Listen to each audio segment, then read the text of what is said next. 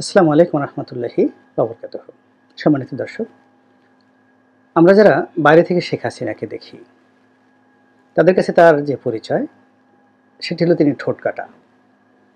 যাকে মনে করেন, প্রশংসা করেন, আর যাকে তার পছন্দ নয় তাদেরকে ধারের কাছে ভিড়তে দেন না এবং তার বিরুদ্ধে যা ইচ্ছে তাই বলেন, বিষোদ্গার করেন। আর হলো তিনি খুবই হিংসুটে টাইপের একজন মহিলা এবং খোঁটা দেওয়া, মানুষকে ছোট করা, ঈর্ষা করা, এই জিনিসগুলো আমরা তাকে দেখি। একান্ত তার যারা কাছের মানুষ, তাকে নিয়ে তাদের গর্বের কোনো সীমা পরিসীমা নেই।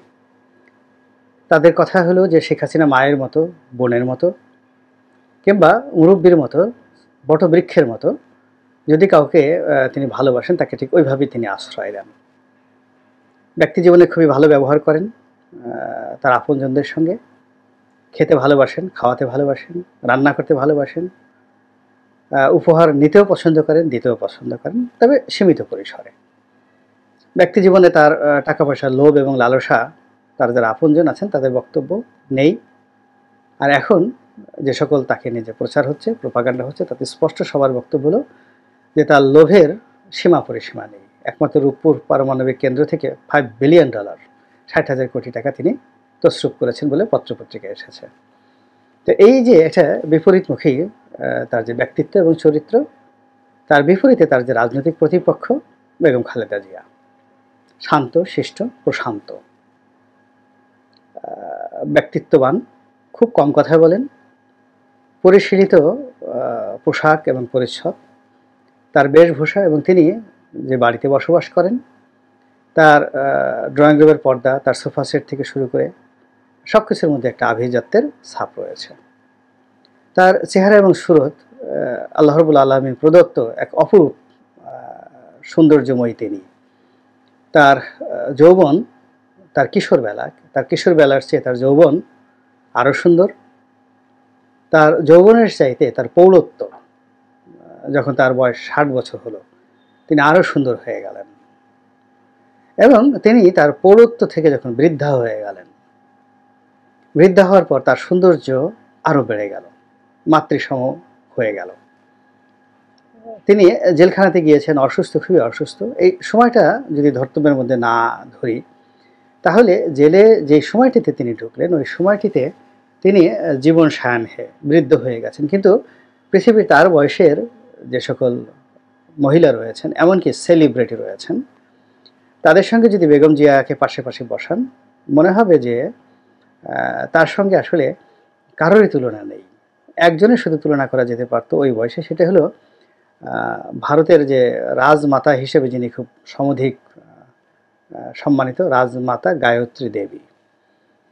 তিনি পরিণত বয়সে, এরকম বৃদ্ধ বয়সে তার যৌবনের চাইতেও তিনি সুন্দরী হয়ে গিয়েছিলেন।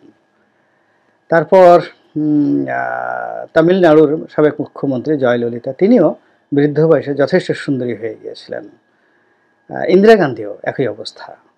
তিনি পরিণত বয়সের চাইতে, অর্থাৎ তার যৌবন, তার পৌরত্বর চাইতে তিনি বৃদ্ধ বয়সে অধিকতর সৌন্দর্যময়ী এবং মাধুর্যময় হয়েছিলেন। ঠিক এই সেম জিনিসটি বেগম খালেদা জিয়ার মধ্যে দেখা গিয়েছে।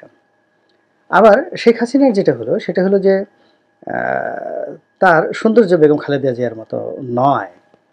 তবে তার চেহারাটা দূর থেকে যতটা বিশ্রী মনে হয়, রাগী মনে হয়, কিন্তু কাছাকাছি যারা দেখেছেন 1 to 1, সেটা হলো তার ক্যামেরা ফেসের চাইতে তার বাস্তবের যে চেহারা অনেক অনেক লক্ষ গুণ সুন্দর।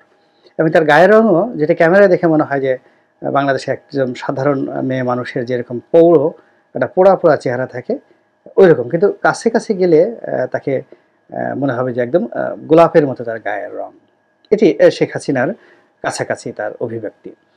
2 নম্বর হলো যে তিনি বেগম খালেদা জিয়ার চাইতে তিনি শারীরিক গঠনে অধিকতর শক্তিশালী, কর্মঠ, এবং ছুটে চলার ক্ষেত্রে তিনি বেগম খালেদা জিয়ার চাইতে অনেক অনেক বেশি সক্ষম ছিলেন। ফলে তিনি একেবারে পালানোর সময় থেকে আজ অবধি, আজকে যে ভিডিওটি করছি, আজ অবধি তিনি কিন্তু সেই যে তার যে চেহারা ছুরত, সেই চেহারা ছুরত নিয়ে তিনি এখনো পর্যন্ত স্বাভাবিকভাবে জীবনযাপন করছেন। তবে ব্যাপারটা হলো যে তার পৌরত্ব বা তার বৃদ্ধকালীন যে তার সময়টি, এই সময়টিতে মেকআপ বা পোশাক আশাক পরলে তাকে যে ধরনের মনে হয়, উইদাউট মেকআপে ব্যক্তিগত জীবনে তার ভিতরে যে বার্ধক্যের যে ছাপটা, এটি বেগম খালেদা জিয়ার চাইতে অনেক অনেক বেশি ছিল। তখন এটা যে আমরা বাইরে থেকে দেখি, বাইরে থেকে দেখার পর ভিতরের কতগুলো বিষয় আছে। সেটি হলো বেগম খালেদা জিয়া এবং তারেক রহমান, এই দুইজনকে ব্যক্তি শেখ হাসিনা কেমন জানতেন। একেবারে আপনারা লিখে রাখেন যে শেখ হাসিনা এই দুজনকে একেবারেই পছন্দ করতেন না, নামটি পর্যন্ত শুনতে পারতেন না। কেন আমি এটা বলতে পারবো না। তারেক রহমানের নাম শুনলে তার মাথা খারাপ হয়ে যেত, আর বেগম জিয়ার নাম তো প্রশ্নই আসে না। তো এর উল্টো দিকে বেগম জিয়া এবং তারেক রহমান সাহেব, বেগম খালেদা জিয়া এবং তার পুত্র জনাব তারেক রহমান সাহেব শেখ হাসিনাকে কেমন জানতেন। তো এই বিষয়টি যারা, আমি বেগম জিয়ার সম্পর্কে আমার সাথে আমার ওরকম সম্পর্ক কখনোই ছিল না, আমাদের মধ্যে কখনো এখনও দেখা সাক্ষাৎ হয়নি। এই কারণ হলো আমি যেই সময়টাতে যোগদান করেছি তখন তিনি জেলে। আমার সম্পর্কে তার ধারণা কেমন আমি শুনেছি লোকমুখে, কিন্তু আমি নিজে প্র্যাকটিক্যালি সেটা আমার দেখার সুযোগ হয়নি। তবে তার যে একান্ত আপনজন, কাছাকাছি মানুষ, তাদের অনেকের সঙ্গে আমার কথাবার্তা হয়েছে, এবং সেখানে শেখ হাসিনার সম্পর্কে বেগম খালেদা জিয়া যেটা আমি শুনেছি সেটি হলো তিনি জীবনে একটা শব্দ উচ্চারণ করেননি নেতিবাচক অর্থে তাকে নিয়ে। একান্ত আলোচনার মধ্যেও তাকে নিয়ে কোনো বাজে শব্দ তিনি উচ্চারণ করেননি, এটা আমি শুনেছি আপনজনের মধ্যে। বাকিটা সত্য মিথ্যা তার কাছাকাছি লোকজন বলতে পারবেন, কিন্তু আমি যেটা সাক্ষী দিতে পারি সেটা হলো তারেক রহমান সাহেব সম্পর্কে।